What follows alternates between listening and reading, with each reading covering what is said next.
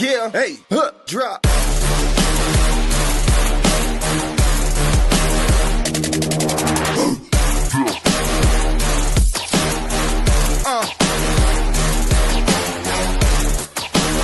Prime Coverage Sports Network. Real coverage, real conversation.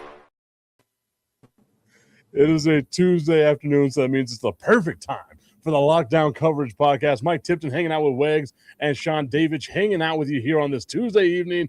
Guys, we just had franchise tags and all kinds of stuff get labeled onto people. We were talking about Stephon Diggs before this, so maybe we keep the conversation going where it talks about Stephon Diggs.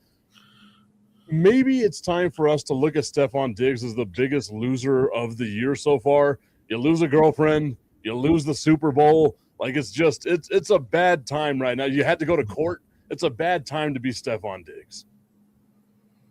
Yeah, no question. Go ahead, Sean. Yep.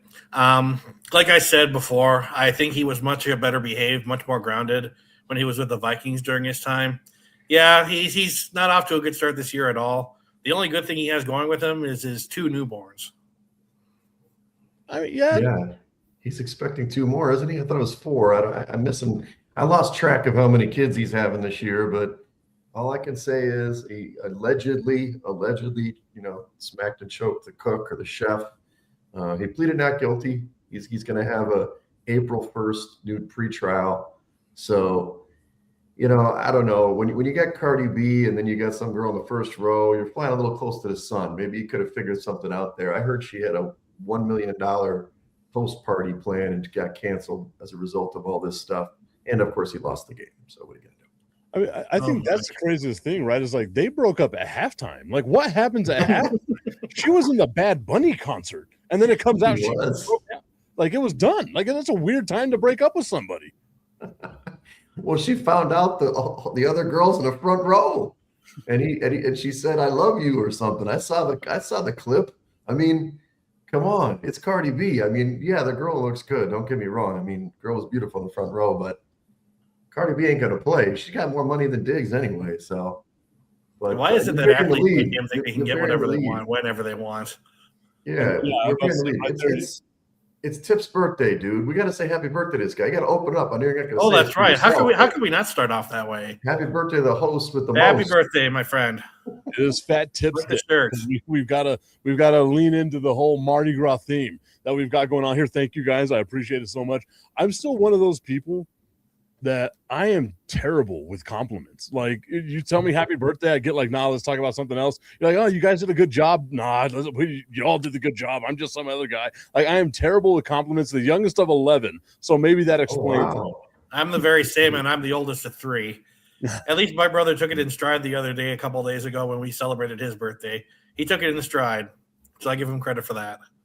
I mean, it was a good day for your boy. So obviously, for those of you that don't know, I am the manager of game presentation and live events at Southwest University Park, AAA baseball stadium, USL Soccer Championship League as well. But today we had a high school baseball tournament that was happening at the stadium, and my alma mater was playing. So my high school that I went to was playing on my birthday. It was a great time. It was an absolute. How cool is that?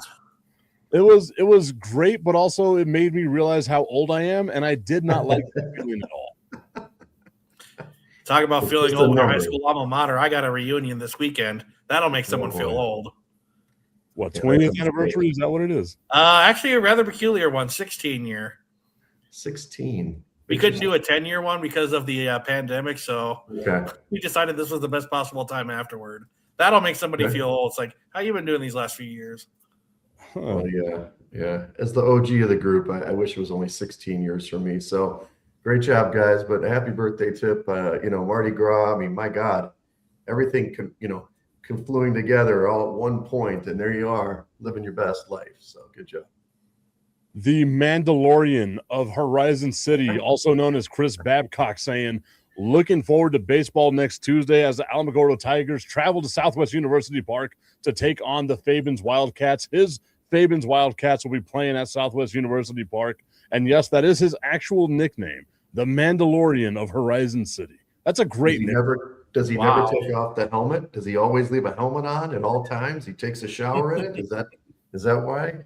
I mean, just based off his personal appearance, he should, but the helmet does come off from time to time. Perfect face for radio, my guy.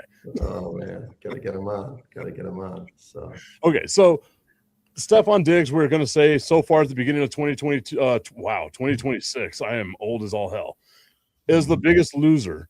But I think you look right down the middle of this. We're just getting rid of diva wide receivers left and right. Tyreek Hill, no longer a Miami Dolphin. yeah, see ya. Probably should have expected that, to be honest with you. Yeah, I did too, but it much like Diggs, what was it, a year and a half ago? He had 3 kids in a year and was sowing his oats out there in Miami. And obviously he had that unfortunate pregame when the cops pulled him over and put him on the ground before a season. That was 2024, I think. But yeah, man, I don't know what, it's like a bulb goes off. It just boom, it just blows, like a fuse blows. I mean, Antonio Brown did this at some point, not the same, but he like lost his junk at some point and just like goes ballistic. With Hill, certainly still a fast dude, but there's something up. And obviously, he doesn't want to be around. They don't want him around, and that's it. It's a bad marriage. It's gone. How often do you see it in the league these days, though? Class and talent not really going hand in hand with each other. Mm-hmm. The league had enough of Antonio Brown. It's going to be interesting to see what Tyreek Hill's market is going to be, because not only is he going through some off the field drama, but he's also hurt. That a horrific injury ended his season, prematurely. And that's what I was going to reply to you with, Wags, was you said he's still a fast guy, but we don't know what that leg is going to be like coming back. And obviously we've seen guys with compound fractures. Dak Prescott was able to come back and still be the same guy, but he was much younger at that time. Tyreek Hill, I believe, is going to be 32 years old. This is going to be his 10th season in the league. Is the juice really worth the squeeze if you're another team to go out here and get Tyreek Hill? And what would the market be like? And I see here that Kenny's telling us Kansas City, and I've seen that out there as well. If I'm not mistaken, it was Chris Jones was like, "Hey, Cheetah, come over here to Kansas City. It's time to come back home." But if I'm Kansas City, Sean, do you want that? No, I think his better days are behind him. They already have a good thing going in KC. They proved they didn't need him in the long run. The success they've had since they let him go. What about you? I don't see him returning to the Chiefs. It's kind of like when Moss was bouncing around at the end of his career. He had that killer year with the Patriots, right? And if you're with a stud quarterback who knows how to use you and knows how to manage the situation, maybe he'd be humble. We'll see. I mean, I still think after week 7, he'd blow a gasket and see what happens. But if anybody can try to calm him down, it's Andy Reid. But to your point, Tip, his one thing is speed. If he doesn't have that 4.1, 4.2 speed, maybe he's not effective. Maybe he's actually got to run a route instead of just a go route. So we don't know what he's got, but if you get him on the cheap, might be worth a shot, especially if you're a playoff team. I would agree with you that it would certainly come down to a coach that'll keep him humble, keep him grounded. Andy Reid is certainly that kind of guy, as he's proven over his time in the league. Right. Well, but is he going to be the same when he recovers? Yeah, probably not. I mean, he's not going to be the same. I think we can all agree on that. But again, Tyreek Hill at 80, 75% is still one of the fastest guys in the NFL. Like we know that. I mean, look at how Deshaun Jackson was at the end of his career, where it was just all go routes and doing stuff like that because you knew that he was faster than some of the other guys that are out there. The biggest question that I have is for the Miami Dolphins right now, because we don't know what the future of this team was 2 years ago. Just think about how fast all this went along. 2 years ago, they entered that season after, going to the playoffs, losing in Kansas City in what was the coldest game of all time. If I'm not mistaken, somebody had their nipples get frostbite on them while they were in the crowd. If you're in the crowd without a shirt in cold games like that, you deserve what happens to you. You get zero sympathy from me. But they had a phenomenal offense that year. And these last 2 years, we've seen the wheels just fall off. How much of that is on Mike McDaniel not being able to make the adjustments that he needs to make? And then look at what's happening in Miami right now, where it feels like it's a fire sale. No more Mike McDaniel. We're getting rid of Tyreek Hill. We're looking for a trade partner for Tua, which is not going to happen. And I can't see a scenario here, Wags, where the Dolphins outright released Tua because that's $99 million in dead cap space. Oof. That's a lot of cheddar. What I would say is teams that do this, they're just like the Bengals. You pay the quarterback, you pay the two receivers, you got no money to go around.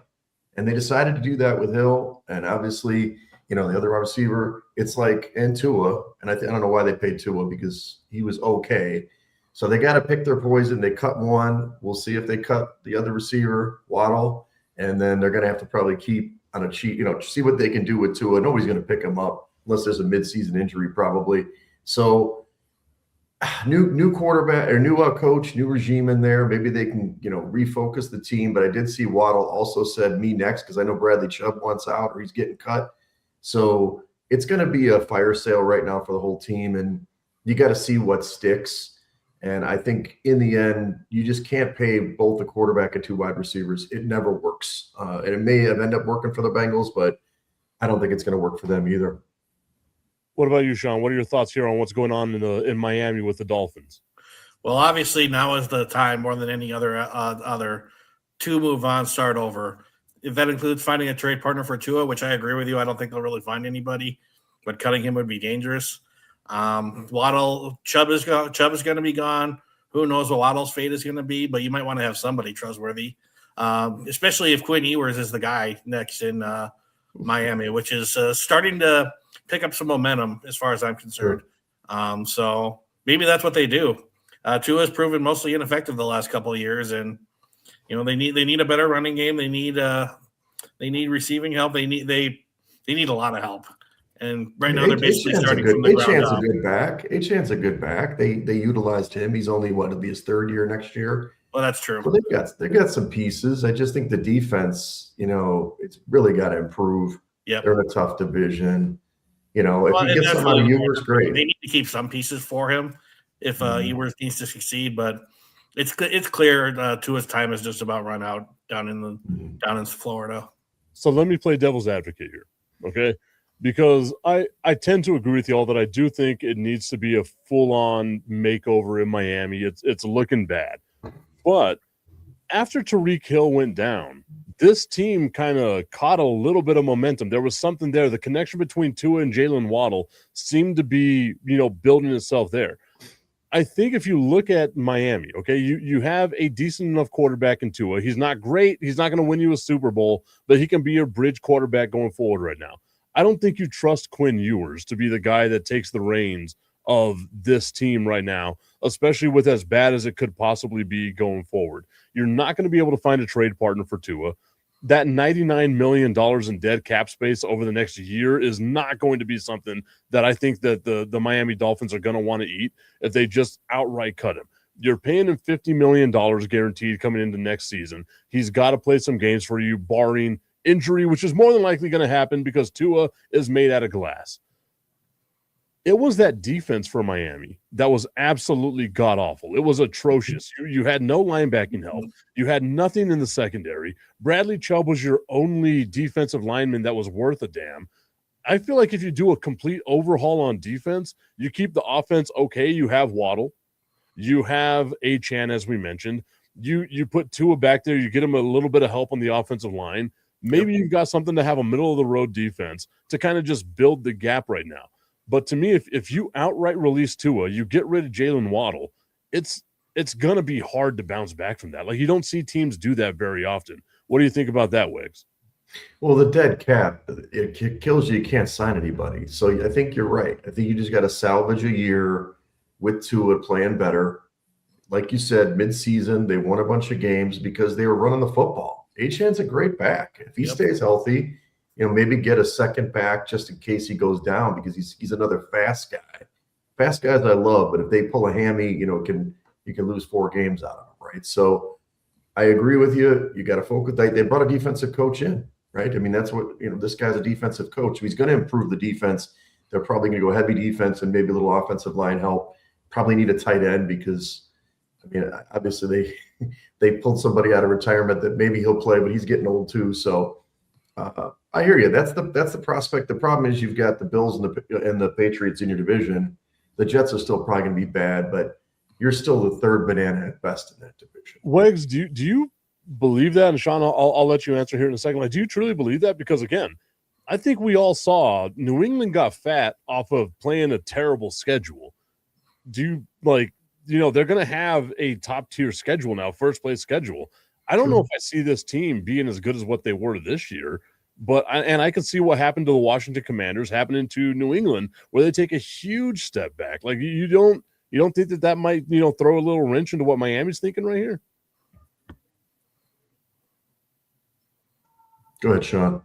Yeah, I thought he was gonna have you it's very possible. The New England schedule was among the softest I've seen in the league. Buffalo, I think their loss in Denver was rather unfortunate, rather unlucky. They clearly have what it has in place to, be consistent in the division, though who knows how they're really going to be next year with McDermott gone. Miami probably going to be hovering near the bottom again. They have nowhere to go but up on defense after that atrocious showing they showed last season. But they brought in another defensive-minded guy. If you get Tua some help, like you said, their running game is good with it. Achane in the backfield. They have Waddle. But if he wants out, they're going to have a problem at the wideout position. So, truthfully, it's tough for me to see New England repeating as division champs. They may be contending, but I think Buffalo is going to take back the reins next year.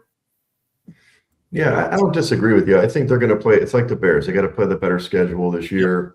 They caught people by surprise. They played a chump schedule, but Drake May is a pretty good ball player, and their defense certainly was pretty good. They didn't play great in the Super Bowl. They played a great football team.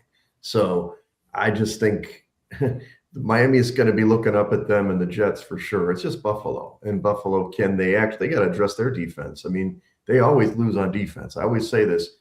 We talked about it a few weeks ago. Josh Allen should have played better. Sure. They still give up way too many points to Bo Nix. I mean, it happens every stinking playoff game every year. I've seen it year over year. Allen has major games, and they still give up points in the end. When they got to get a stop, they can't do it. So New England, I'm not going to say they're going to win the AFC. No way. I mean, this was a weird year. You guys talked about it last week. You had no Mahomes. You had no Burrow. You had all the guys. Lamar Jackson down. It was kind of like a perfect scenario for them to get to the Super Bowl.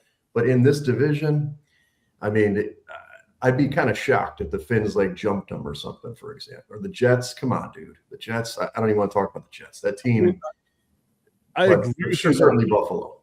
I agree with you. I don't see the Jets moving up anywhere in this division. I still think they're going to be the worst team in this division, but I can see New England dropping down to third, Miami being second. It can be a real possibility here because again, the way Miami ended the season, they seem to have found something there, right?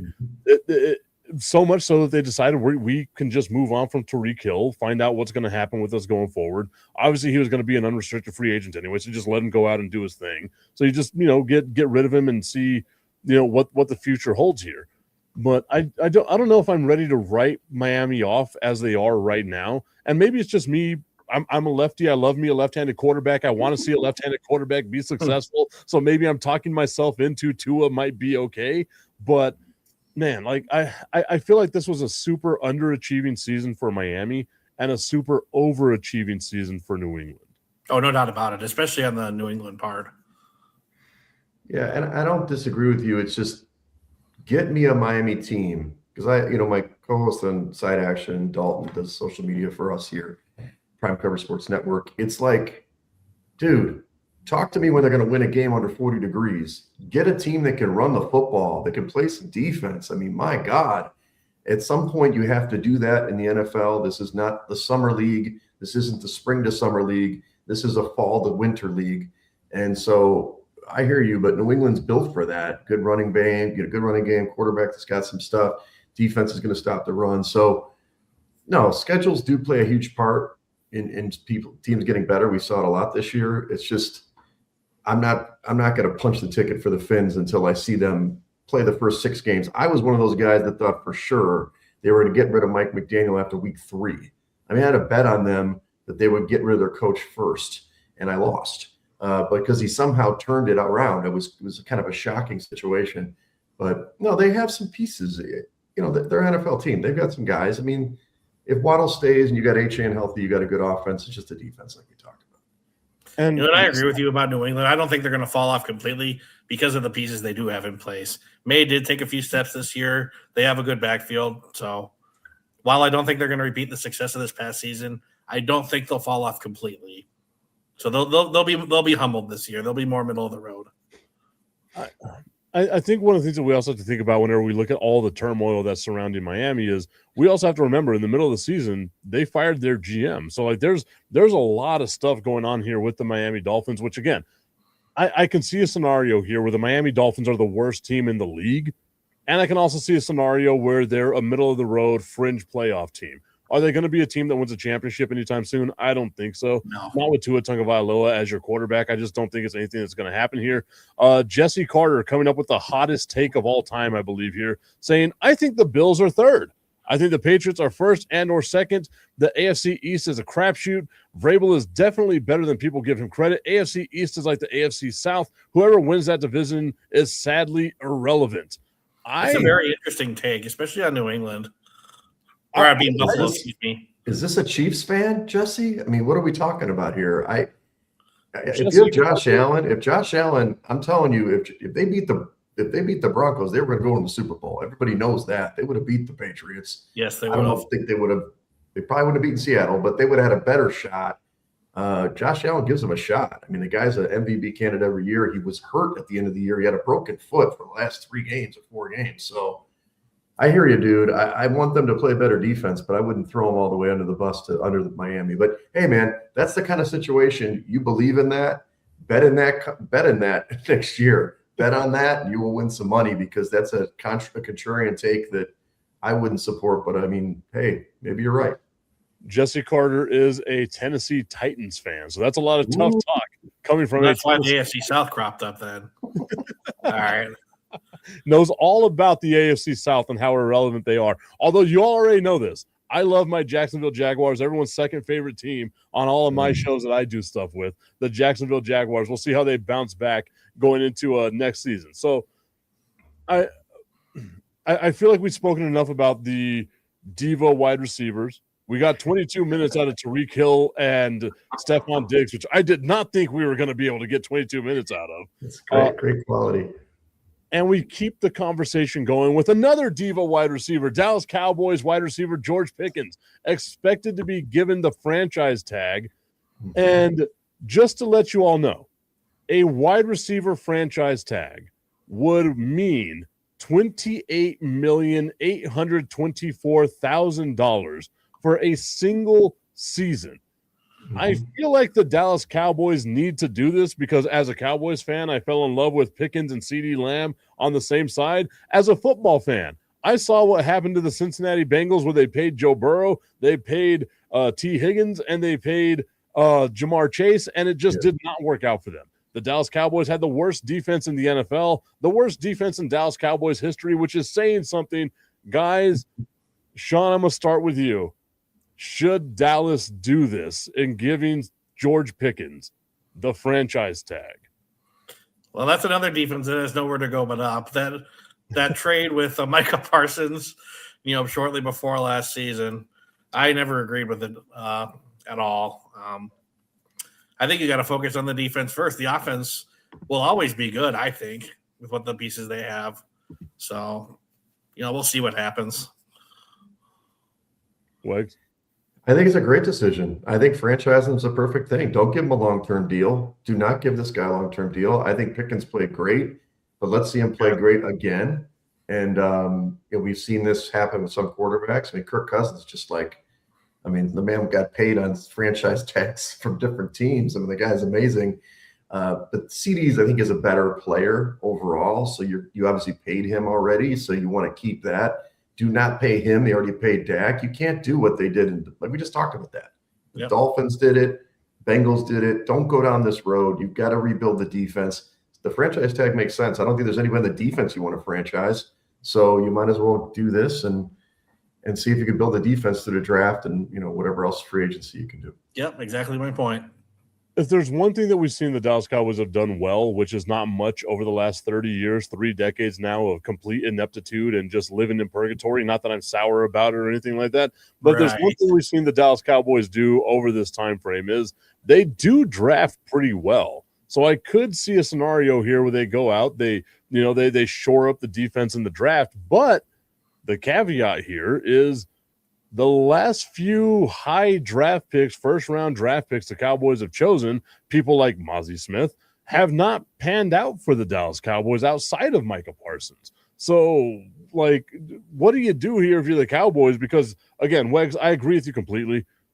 You cannot give that kind of money to 3 guys. You just cannot. I know the salary cap is going to increase next year, but you cannot risk it on just 3 guys, especially one that's as volatile as George Pickens. And then the other side of this coin, this ugly coin that you've married yourself to with George Pickens is if you don't give him a long-term contract, is he going to do to you what he did in Pittsburgh, which was just force his way out of there, right? Like it's a tough one for me here as a Dallas Cowboys fan. I don't know which direction I want to go. Sean, can you help me out with this? What should I feel here? Because I feel like I'm still stuck in purgatory, and this team is going to keep me in this weird hell that I've been in for the last 3 decades. Start to the top with Jerry Jones. How many times have we said that? Saw you waving the money thing earlier. It's the only thing Jerry Jones is good at is business. But, Pickens getting the franchise tag, they do need to shore up their defense if they want to compete. It's that simple. They play in what's going to be a tougher division besides Philly. Augustine asking, why are you talking about ineptitude and ugly? It's my birthday. That's why I'm talking about myself. What are we doing? Exactly. It's a Cowboys fan talking. Let the man celebrate his ineptitude. It's fine. Exactly. I know what it's like to be mediocre. 30 years of absolutely nothing. I absolutely hate that I love this team. I need to find a better team. But you reminded me of something when you brought this up. Sometimes you need to look within your system to find a gem. It took however long for the Cowboys to find Tony Romo there when they were going through the likes of Quincy Carter and Vinny Testaverde and God help me, Drew Bledsoe, the guy who could throw a football hard but not accurate.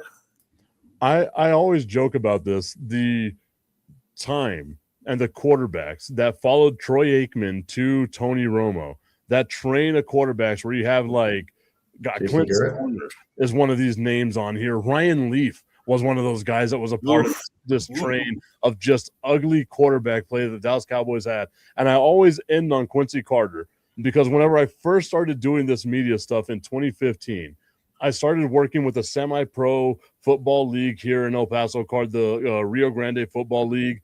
And Quincy Carter, former Dallas Cowboys quarterback, was the quarterback of a semi-pro football team that was paying $200 a game. It was just sad to see the drop-off and what drugs can do to you, man.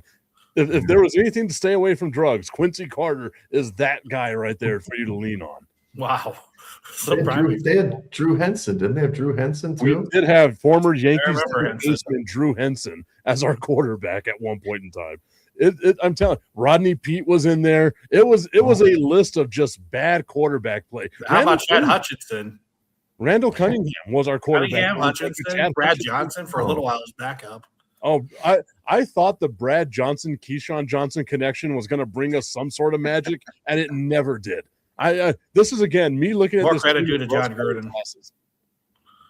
More credit due to John Gruden for that connection. Yeah, and the Hall of Fame defense that won him their Super Bowl. Right. Tip, I'm a Bears fan, dude. So let's not talk about quarterbacks, okay? I mean, we do have one now. It took a long time. So, you did win a couple Super Bowls in the 90s. Maybe you were younger back then, but you know what I mean? We talked about it. Jerry is Jerry. Jerry's going to be Jerry until Jerry gets out of the way and lets a real football guy run this organization. They're going to keep doing this stuff. But I still think franchise and Pickens – our guy Kenny, the Renegade guy, he thinks just let him get paid. No, he's going to get paid $28 million for 1 year, and that's fine. Pickens gets what he wants in that scenario, and then you address your defense. One of my favorite things to do during this season, Wags, was to watch the Chicago Bears and see Caleb Williams jump up the all-time list of all-time quarterbacks for the Chicago Bears. He ended. This was his second season. He is now number 9 all-time in passing yards for the Chicago Bears, which is just mind-blowing, man. It's just mind-boggling considering they're a defensive franchise and have been for a long time. How long had Jay Cutler held all those passing yards, and how long did everybody want him out of the Windy City? I know. It's been a rough road, but hopefully he stays healthy. Come on. We got that, Caleb. You got this. So Caleb's going to be that 4,000-yard passer, the one who breaks that barrier. Yes, He came close. Oh, no. See, you got to learn who I am as a guy here, Sean. I want every year Caleb Williams to be like at 3,999 and get sacked. Just to torture him? To happen every year. We've got to keep this tradition going. You've never had a 4,000-yard passer. You don't want a 4,000-yard passer. The lone franchise in this league that's never had one. That's insane. Yeah, Augustine, Eric Kramer, good call out, baby. That was a hell of a year he had. Yeah, that was the biggest quarterback year ever when he had that big year. I mean, there have been a few good names that have paraded through. Sure. As bad as Cutler was overall, he did provide some bright spots. Yeah, of course. Yeah, he had some good years. Tommy Carranza giving us a list of some of the Dallas Cowboys quarterbacks over here. Anthony Wright, who I totally forgot about. Yep. Clint Storner, Chad Hutchinson, Vinny Testaverde, Quincy Carter, Drew Bledsoe. The list of quarterbacks that you see between Troy Aikman and Tony Romo. It was 6 years, I want to say, was the thing here, and it was a revolving door, a conveyor belt of depression, so to speak. Of The Cleveland Browns before the Cleveland Browns. Yeah, they're America's team. At least on the NFC side of things. They're America's team. Again, I have a shirt that's I hate that I love them, and this is the reason why. They constantly disappoint me. Now I know how my parents felt whenever they told me about chasing my radio dreams. It's a dysfunctional relationship. That's why you keep going back. That toxicity gets you bringing you back every time. Wags, I tell myself I'm going to change them. Right. You'll believe that. Try going back to the Vikings year after year. Yeah. And that's the thing, right? Like I'm talking to a Bears fan, I'm talking to a Vikings fan. My team has had more success since then, so I shouldn't have like the visceral reaction I have. Like I should be, oh, you guys aren't as good as the Cowboys are. Look at the rings we have. But again, I was a small child when that happened. It's almost like it didn't happen because of how long ago it was. I have a child now that is older than I was whenever the Cowboys last won a Super Bowl. A what? I have a child that's older than I was the last time the Cowboys won a Super Bowl. It's insane. I was 11 years old the last time the Cowboys won a Super Bowl. I turned 42 today. I hate that. I genuinely. My goodness. Yeah, I was only 4 years old when they won their last Super Bowl, so before I became a fan of this I'm league. gonna put this guy on the bench. I told you all I was going to bring a bench back. Just click. I need to find a way to get him out on the bench. We could have a whole show of tortured franchises. So let's just there's plenty to line up. There's plenty of people to line up. I was about to say, maybe that should be the name. That should be the name of the show: Tortured Franchises. Right. We'd have to fill 2-hour windows. Oh yeah, we just give each other 45 minutes each to talk about how terrible our teams have been to us. And we have too much to say. That's right. Jessica Carter saying, "Don't franchise him to pick up AJ Brown." I mean TO 2.0, but definitely defense needs money spent on it. Talking about the Dallas Cowboys. August is saying the sad thing is when Jerry is gone, Jerry Jr. is up next. Yeah. First off, I want to say this: is there ever going to be a Terrell Owens 2.0? I mean, not just the talent, but the on the field, off the field incidents. He was very famous. I mean, is anybody gonna be doing like crunches in his driveway? When he's doing the holdout. Remember when he did that? I mean, the guy had a great 8-pack, but still, there was the autographing the football, the cheerleader pom poms, everything T.O. did in his day. There was a part of me, Wags, whenever I saw T.O. doing those crunches and it was like the contract dispute with the Eagles and all that stuff going on, where I thought to myself, he would be great as a Dallas Cowboy. And he was. And what do you know? A few years later. And then he just. He actually played well in Dallas. That is second year there. I mean, the majority of the time that he was in Dallas, he played well. Then Miles Austin came in, became the number one receiver. Yep. I remember Terrell Owens bouncing around. It was Buffalo, It Buffalo. was Seattle. It was Cincinnati. Cincinnati. Wow, I forgot Cincinnati, about yes. Him and Cincinnati. Ocho Cinco played on the same field at one time, I believe. Yep. Man, people in 2005 would have loved Chad Johnson and Terrell Owens on the field at the same time. They just happened to do it in 2012. Yeah, the diva wide receivers. Well, I'm not trying to transition to you, Tip, but AJ Brown wants out of Philly as well. We could talk about more divas there. What do you think, guys? I mean, you think that's a good choice? I mean, obviously, if you're an Eagles fan, I think a lot of people have soured on him, but he's still a stud. You do have Devonta Smith, so you do have another guy there. But I mean, hell, there's a lot of teams that would want that guy on your football team. Well, what if you get a good return for him? Yeah, I'm sure there are teams who would want him. Because Philly wasn't the powerhouse they were the previous season for sure. right. I would love to see what the return would possibly be, right? Because we've seen teams, whenever you have a player that wants out, and everyone knows the player wants out, they don't have to give you what you want in trade value. They can take advantage of the fact that this player just doesn't want to be there anymore. Yep. So what would be a good trade for Philadelphia? Because I feel like, again, and I've got to revert to my Dallas Cowboys knowledge, right? You traded Amari Cooper for a 5th-round pick, and Amari Cooper was a very good, serviceable receiver who was happy. Right. I can see A.J. Brown going for a 4th or 5th rounder. Yeah, I think so too. I mean, he's still got it. He may not be as good as he was 2 or 3 years ago, but he still can definitely help a contender. You saw that, yep, AJ to the Patriots, that would be a good choice for those guys. But, do they have the draft picks? Not sure. Obviously, they're on the other side of the draft this year. But look, I'm telling you, there's going to be a lot of movement. And if somebody wants that guy, hopefully he gets – I don't think he's that much of a problem. I think that offense was the problem. What he was saying was right. I mean, and I'm not an anti-Jalen Hurts guy, but I don't think that they had the right offensive mind there. He was saying the right things, so they were vilifying him as a receiver. But at the same time, dude, I mean, they're not throwing the ball to their talented guys. That's why they looked so uneven last year. They're taking on another new offensive identity this upcoming year, Mm-hmm. another new change among the assistant coaches. So maybe this is the right time for Brown. I think he'd be a good fit in New England, like one of our commenters here has mentioned. If Diggs does end up staying, you have another compliment. Patriots weren't the greatest team offensively this year, so I don't know how you deal with that though. If you're Mike Vrabel, your second year with the team, you have AJ Brown and Stephon Diggs. I don't. That's true. You have to be a pretty no nonsense guy. And Waves, like, I don't know if it was AJ Brown necessarily talking negatively about Jalen Hurts. I think it was more like you said, the offensive system, right? Like we all can look at Nick Sirianni. He has the dumbest face in football. That's again me and my bias. Nobody has a more punchable face than Nick Sirianni. But you just he's not a good coach. They won a Super Bowl not because of him, but in spite of him, is what it seems like. And it doesn't seem to gel very well what's going on in Philadelphia. Even though they won a Super Bowl, it still didn't feel like it was the best that you can get out of this team. And I feel like that's what A.J. Brown was kind of complaining about. I don't think it was Jalen Hurts per se, because we've seen Jalen Hurts when it's time to throw the ball. He's a pretty damn good quarterback. Yeah, I mean, I work for a company that the headquarters are outside of Philly. They're all Eagles fans. They sing like fight song. I can't stand it.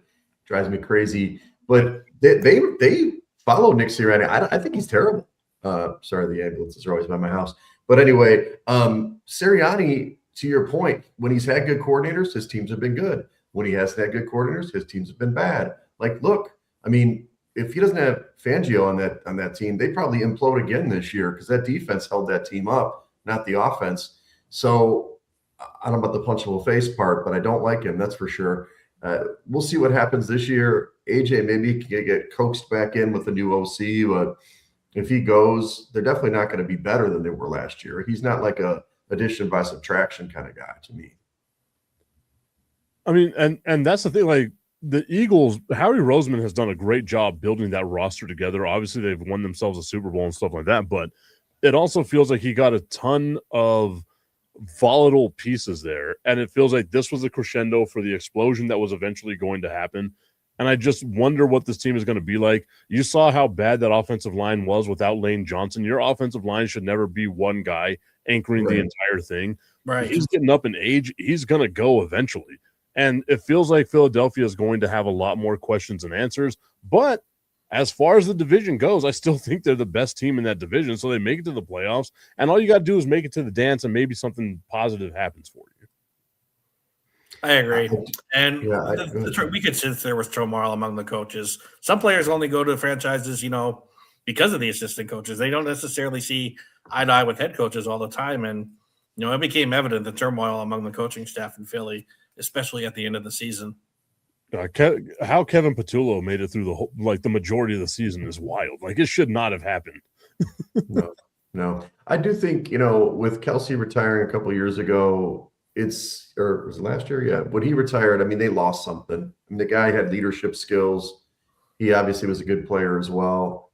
So the thing about that team, though, Roseman, love him or hate him, especially as a Cowboys guy, look, he can draft. This guy gets guys every single year. His drafting ability is good. He makes shrewd moves. So they're going to be fine. It's just whether they can fix the coaching staff. At some point, they're going to realize Sirianni is the problem. But for now, we'll see if they can patch it together for another year.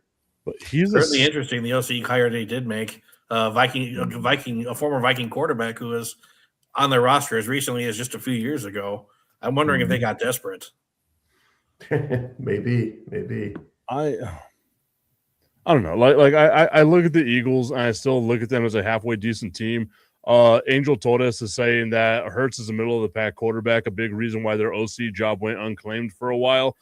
Sean Mannion took the job to install the McVay Shanahan offense, which I kind of like, right? Like, you have a team that, a dual threat running quarterback who can also pass the ball. Yep. You have Saquon Barkley there. Why wouldn't you install a run first type offense, which I know A.J. Brown wasn't a fan of, but I felt like that was what the bread and butter for Philadelphia was, and something that they should have gotten into. That, like, maybe trade A.J. Brown last year. I feel like if they trade him going into this past season, they would have maximized his value. This season, they're not going to get what we all know he's worth just because they don't have the leverage. That's true. And those are offenses that come at you in so many ways. That's why people are so excited to like McVay and Shanahan as much as they do. I'm not sure if Manning's the right guy, though.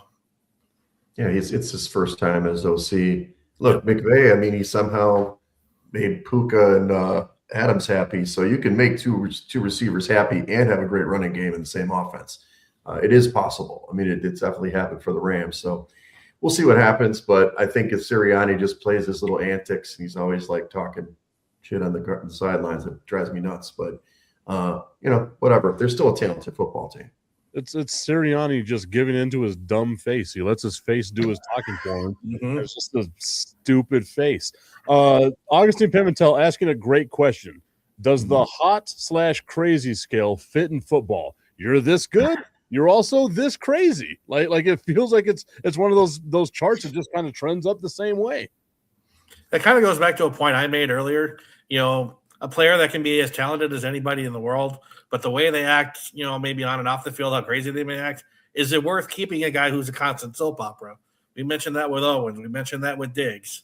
The scale might have to be more on the, pretty even side. I'll put up with a psychopathic, sociopathic type of player as long as they perform, right? Like, the second you stop performing, you saw it with Dallas and Terrell Owens. The second he became the number 2 receiver to Miles Austin, who was not a great receiver, by the way, he became the number 2. It was easy to just ship him on out of there. Look at what happened with Pittsburgh and Antonio Brown, right? Oh, you're not worth the squeeze anymore. Let's send you down to Oakland. You play with the Raiders for a little bit. You go more crazy over there. They get rid of you. You go to Tampa Bay. Tom Brady couldn't save you. Like, the greatest quarterback of all time couldn't save you. And he does the whole crazy thing right there, right? So as long as they're performing, the juice is worth the squeeze. But the second it falls off, it makes it so much easier to move past them, which is why I think it's easy not easy for Philadelphia to move past A.J. Brown, because we haven't seen a drop-off on him. Right. I do think this is we're talking about one position here, wide receiver. That doesn't happen at quarterback because you do have to perform. Maybe pass rusher. Maybe you could be a little nuts if you get like 12 sacks a year. But if you're a running back, you're an offensive lineman, or even a safety, some of those safeties kind of go a little crazy. Cornerbacks can be a little crazy too. I guess I'm thinking like Perfect, Vontaze Perfect for like the Bengals. He was a kind of a nutcase, and there are a couple of guys, but for the most part, it's diva wide receivers. And what's funny is most teams don't even need the diva wide receiver to win a Super Bowl. I mean, check out most of the last 15 Super Bowls. It's not like they had a Jerry Rice out there. They usually have a good running game, good defense, and maybe a great quarterback who can make other people better. So that's why I think people move on so fast. They're like, look, we can just throw it to another guy who's open, Yep, and it's been proven from time to time again, these diva receivers that teams don't need. We've spent 45 minutes now talking about diva wide receivers. Again, I didn't know this was the way the show was going to go, but hell, man, I'm glad we followed the lazy river. We did what we needed to do to get to where we are right now. Franchise tags is what we were talking about. That led us to A.J. Brown and the diva wide receivers. I can't think of any other diva wide receivers that are out there, so let's move on. Seattle saying that they are not going to franchise tag Kenneth Walker III. We were talking about this last week, Sean. We felt like this could be a team that, if they kept this core together, could possibly make another run at a Super Bowl. But being that they might lose Kenneth Walker III here if they don't sign him to a long-term deal, which most running backs don't get signed to long-term deals, would Seattle be able to survive that? While they have a good defense like they do, probably, as long as Sam Darnold doesn't revert to his seeing ghost form again, you still have JSN at your disposal. You still have decent tight end play, and you still have Zach Charbonnet in your backfield too. So, but you're not going to have him for the majority of next season. Yeah, no, true. I mean, look, I'm a running back when I was a youngster, so I always defend the running back position. But the modern NFL doesn't care about running backs. It just doesn't. The offensive line is really good. They'll find holes for somebody. They'll get a journeyman running back, or they'll pick up another rookie at third, fourth rounder, and he can step in. So I want my running backs to get paid. Don't get me wrong. I want him to get paid. He had a great game. He won him the Super Bowl. But let's face it, it's not one of those positions. It's not quarterback. It's not outside pass rush. It's not left tackle. They just don't get paid. I mean, he can walk to another team and get a little, 3-4 year deal and make some money. And I want him to make money, but Seattle can win without him. They do seem to be more dispensable these days, NFL running backs. Augustine saying, hey, we need to mention Sam Darnold the right way. That is Super Bowl winning quarterback Sam Darnold. To the rest of us mere mortals out here that have never won a Super Bowl or look like a Lego fireman. Another running back that's out there that could be franchise tagged, and I'm interested in this one, is Breece Hall. I don't feel like he's lived up to the expectations that we've had for him whenever he entered the league, and I don't feel like he's been a terrible running back either. Like, he's just a middle-of-the-road kind of guy. But if you're the New York Jets, can you afford to let someone like Breece Hall just walk away without a real legitimate replacement for him? Oh, man, the guy is dynamic. He obviously in his rookie year tore his ACL, and that really he was having a hell of a year that year. The Jets I don't even know where you start. I mean, a running back is not going to win you a bunch of games next year. So it's okay to lose him. I mean, look at what the Raiders did last year. You had Ashton Genty, great talent, great player. They couldn't get him a hold. He had like 2 games over 100 yards. The rest of it, he was just grinding, getting pummeled. It doesn't matter if you don't have any holes. Now, he can catch the ball, meaning Breece Hall. So I think they can let him go. They're definitely not going to pay him. They need to work on both lines first and just rebuild that the whole team is devoid of talent at this point. So that's a guy who could go to Seattle. I mean, maybe they give him a good deal for 2 years and they sign him up, and it'll be a good deal for him, or maybe a 1-year prove-it contract, and then he could win the Super Bowl. A 1-year contract on a prove-it deal is probably the best thing for him if they were to move on to him. And it just shows you how much a lot of the league undervalues offensive lines. You mentioned the 3 players per team getting the most money. If an offensive line's undervalued, you're not going to do very well. Your quarterback in particular is going to be just battered every week. Augustine saying that the Jets are a prime example of why there needs to be relegation. in the NFL. I would love to see something like that. There's just not the infrastructure for what's going on. It would never happen in the NFL. Augustine, a huge soccer guy, so obviously he leans more towards relegation. I will break this on y'all one of these days, but I believe relegation in college football needs to be a thing, which I think would be kind of fun to make college football a little more viable going on. And then Augustine going on to say that there needs to be some punishment for tanking. I don't think the Jets were tanking. I think the Jets were legitimately trying. They're just not good. Is there really any way you can prove a team tanks anyway? I think it would have to be totally obvious. I think in the NFL, the incentive structure is it's very incentive laden in the contracts. So the guys do play hard. This isn't an NBA podcast, is it? Because I think there should be relegation in the NBA. That's a different story. There are definitely people taking and not sitting, but there are guys in the NFL. I mean, every sack, every tackle, every catch usually means money, especially the end of the season. That's why you could get the Jets beating somebody late, shockingly. Yeah. So as bad as they've been, I just don't like their coach, honestly. Aaron Glenn, I wasn't sold on him in Detroit. We'll see what happens this year if he has a restart. Obviously, he's got new coordinators this year. But to me, the Jets, you just got to start over.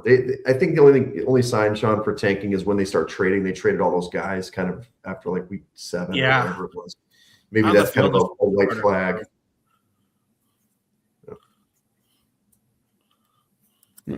So one of the more interesting players I think we have here that's going to be interesting this franchise tag or entering this franchise tag window is Kyle Pitts.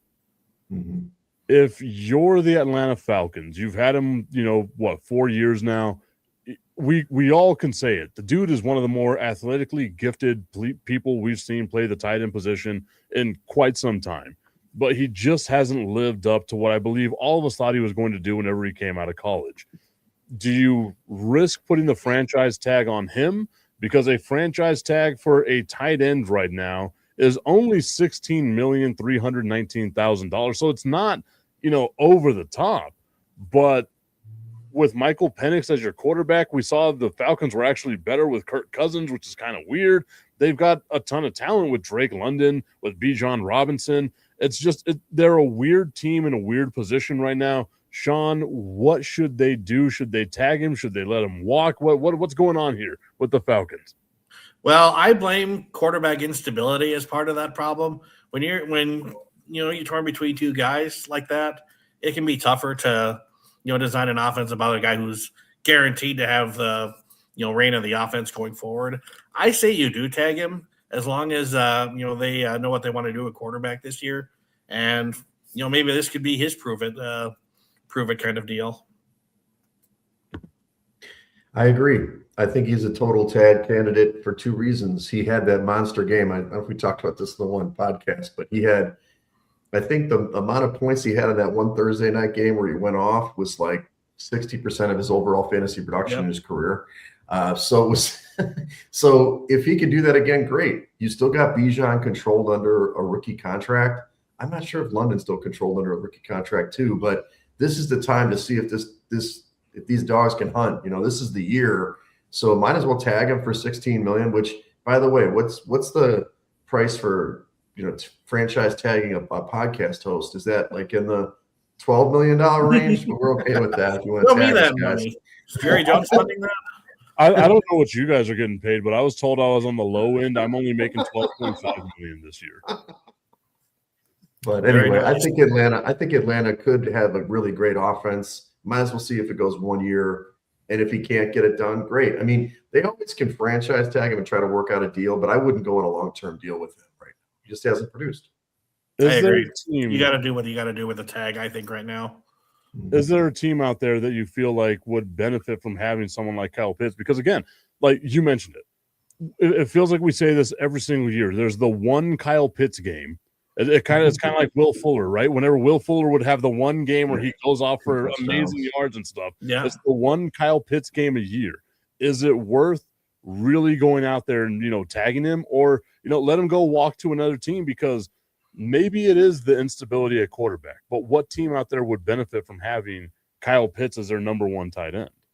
I mean, I think you really have to know for sure if you want to move on from him or not, and that's why that's why I think it would be the wrong time to move on from Pitts. Give him that chance on that tag. Now, there's another tight end I want to mention, but we'll stay on the topic of Pitts for now. Wags, what do you think? Well, the two teams I think would love to have him. One is the Titans. I know we have a Titans guy out there. I mean, you got a young quarterback. You always want to have a tight end for him. I think Aronquo or whoever's down there, he's a little older. He'd be great down there with their receiving core. And you've got Jaden Daniels. I mean, the dude, Zach Ertz is still there, right? Or something like that. I mean, the ghost of Zach Ertz is up there. He's got to be retiring at some point. Get a young guy in there to go with the young quarterback. I mean, that would be a really good fit in that offense to me. But again, what's the price tag? I don't know what they got to pay for. If you let them walk, then they're going to have to pay, and they probably don't want to pay that much. So I still think the Falcons will tag him. Who's our other tight end that we're talking about, Sean? I was going to bring up a certain Vikings tight end here, TJ Hawkinson. His production really declined over this last year, and even with even a stable quarterback here, I just don't think he has what he used to have anymore. And he's under an expensive contract here. Vikings are already in a ton of salary cap trouble, so I think at the tight end position, not just at the tight end position, but any within the Vikings organization, he's I think the clear cut front runner to be cut, and I think they do need to part ways with him. He'll get cut, yeah, for sure. If the Vikings had a better quarterback situation, I'd like to see Kyle Pitts there. I think it depends on the quarterback, who the quarterback is, because that's so vital, right? That quarterback tight end connection is a security blanket for most quarterbacks, and we've seen that better part of 30 years of football, basically. Yeah, but if I were this offseason, count the Vikings out of that. They have too many cap issues. Yeah, they can't pay him. Oh, they wouldn't be them, at least this offseason. I mean, now I'm talking myself into Kyle Pitts in the Dallas Cowboys uniform. So let's move away from that. Let's go on to the quarterback that get franchise tagged, Daniel Jones. I feel like it would be really smart for Indiana to keep him there. The resurgence we saw from Daniel Jones this year, I don't think anybody had on the plate. Again, whenever Sam Darnold gets signed to Seattle, I'm laughing to myself. There's no way they win a Super Bowl. Look what happens here. Yeah, he proved me wrong. I admit it. What was that? I said he proved me wrong. I admit it, Darnold. He proved everybody wrong. His parents looked at him and said, "You're never winning a Super Bowl," and now he proved them wrong. He's the only person in the history of mankind that had his parents give up on him. Wow. But Daniel the Jones, only buddy who believed in him, Tip, was Dick Hammer. God rest his soul. The legendary Dick Hammer, the only one who ever believed in Sam Darnold. Daniel Jones, if you're Indianapolis, do you franchise tag him knowing that maybe he just caught lightning in the bottle, or is he the quarterback of the future? What are you thinking here, Sean? Maybe too soon to tell. It was only, 10, 11 games that he played in before he hurt himself. Those 10, 11 games, they were one of the best teams in the NFL. That's true. I guess, when you go that far into a season, I think that's a pretty good indicator of how the quarterback is. And his time spent in Minnesota was beneficial, if nothing else. So I think for this year, maybe you do take a chance on him. Besides that, who really else do they have other than Richardson, who they're almost labeling as a bust at this point? Almost labeling? That's a bust. Yeah. Trying to be kind here to him, but, obviously it's not as nearly as tight a hold on the position as it was before Jones showed up. And Jones was just outstanding. The tag is $47 million. Am I reading that right? Yep. That is insanity. Well, and that's a big number. But obviously you're only locked up for 1 year. It's guaranteed for 1 year. I don't see how you don't do that. If you want to keep him, I wouldn't sign him to a long term. I think that he could be the next Kirk Cousins, Jones Cousins. Hey, just switch it out. I hope he does well again, but I mean, they obviously were able to figure it out, a reclamation project. There's going to be other guys in that situation in a couple of years. They could bring it in, and at some point they could probably draft a guy. But yep, $47 million is a lot of money, though. Whew. It is a lot of money, but if it doesn't work out, you move on. Mm-hmm. $47 million. So that's a hell of an investment not to work out. All right, guys, we are up against the clock. Sean, tell everybody how they can go out there, how they can follow you on social media, find some of the stuff that you're out there doing. All right. You can see it on the byline on the bottom. My Facebook is Sean.Davich, Twitter /X, whatever you still prefer to call it, Sean Davich. I'm also on Instagram, not nearly as active on there, but My handle there is all lowercase Sean.J.Davidge. And that's how you can follow any of my channels. Wags, let us know how we can follow you as well. Side Action Podcast. That's my gambling podcast with Dalton Cooper. That's at Side Action Pod on X, Side Action Podcast on Instagram. Me personally at Wegspool on X and on Instagram. And then obviously for this network, we also have the Primetime College Basketball, show on Fridays. Actually, we switched over to Thursdays now. So getting ready for your March Madness. You got to check us out. I'll plan on watching. I love you, March Madness. Oh, the best time of the year, March Madness. Y'all can follow me at Mr. Tipton 33 on all social media platforms. And remember, today, Fat Tips Day. Go out there, have yourself a good old fun time here on Mardi Gras. Gentlemen, as always, it's been an absolute pleasure. I cannot wait to talk to y'all next week. Pleasure's all ours. Happy birthday again. Happy birthday, brother.